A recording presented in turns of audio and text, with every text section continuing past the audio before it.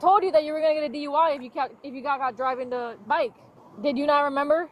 So, can police actually investigate or arrest someone for riding an e-bike after drinking in Florida? And the answer to that question is complicated. I'm Daniel Izquierdo, criminal defense attorney here in Florida. And one of the biggest misconceptions is that DUI laws only apply to people driving cars. As e-bikes become more popular, many people assume they're making the legally safe choice by leaving their car behind after having a few drinks. While that may reduce certain risks, it doesn't automatically mean you're protected from a DUI investigation. In this video, I'll explain what Florida law says, why these cases can be more complicated than people realize, and what every e-bike rider should know before assuming they're in the clear. So what does Florida law say? And before we talk about e-bikes specifically, let's take a look at the law.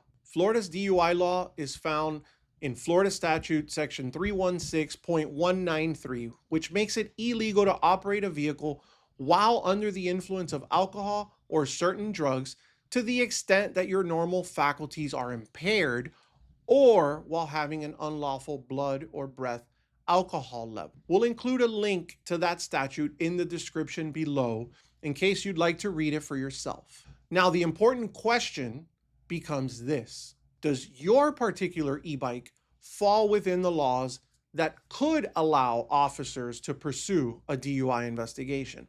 And that's where things become more complicated. Why this isn't a simple yes or no. One of the biggest misconceptions is that every electric bike is treated exactly the same under Florida law.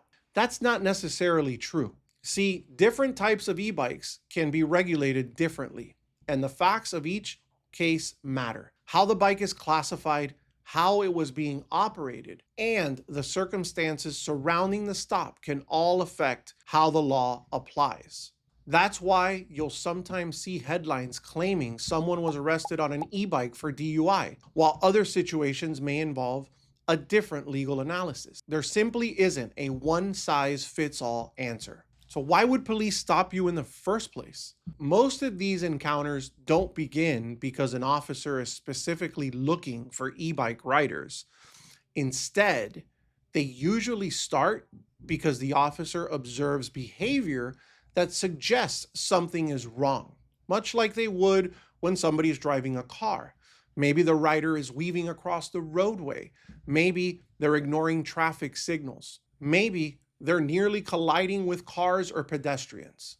Or maybe someone calls the police because they're concerned about that rider's safety. And at that point, officers may begin investigating whether alcohol or drugs are playing a role, just as they would during any other impaired driving investigation. Here's the biggest mistake people make. They assume that because they're not in a car, DUI laws simply don't apply to them.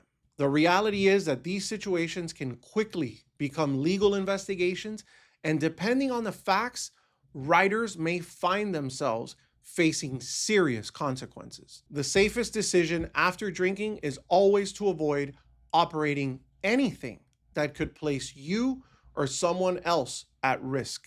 But what if you're being investigated? If you're ever stopped while riding an e-bike and an officer begins asking questions about alcohol or asks you to perform field sobriety exercises, remember that every case is unique. Just because an investigation begins doesn't automatically mean you're guilty of a crime.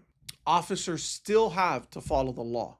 The legality of the stop, the evidence of impairment, and even how the e-bike is classified may all become very important issues in a criminal case. That's why it's important to understand your rights before making statements or assumptions. Many people believe riding an e-bike after drinking is a legal and safer alternative to driving a car.